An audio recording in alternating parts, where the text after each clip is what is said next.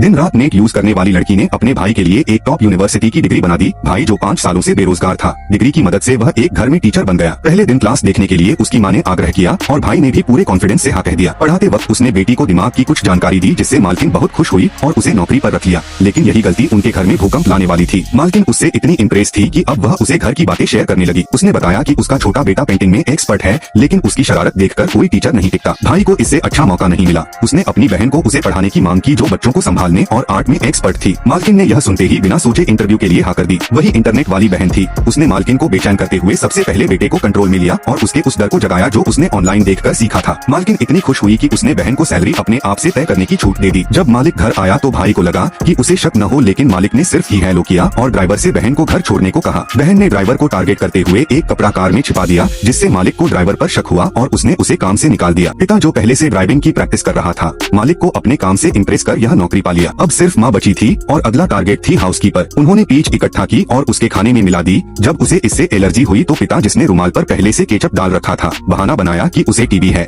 उसे काम से निकाल दिया गया और प्लान के हिसाब से माँ ने यह जगह पाली। अब घर के सारे सदस्य उस घर में कब्जा कर चुके थे। जब मालकिन और मालिक कैंपिंग पर चले गए तो पूरा परिवार आराम से रहने लगा, लेकिन तभी अचानक पुरानी नौकरानी वापस आई। माँ ने गलती से दरवाजा खोल दिया। वह सीधा अपने पति के पास गई, जिसे उसने बेसमेंट में छिपा रखा था, लेकिन वहाँ जाकर उसने ऐसा देखा कि उसके होश उड़ चुके थे।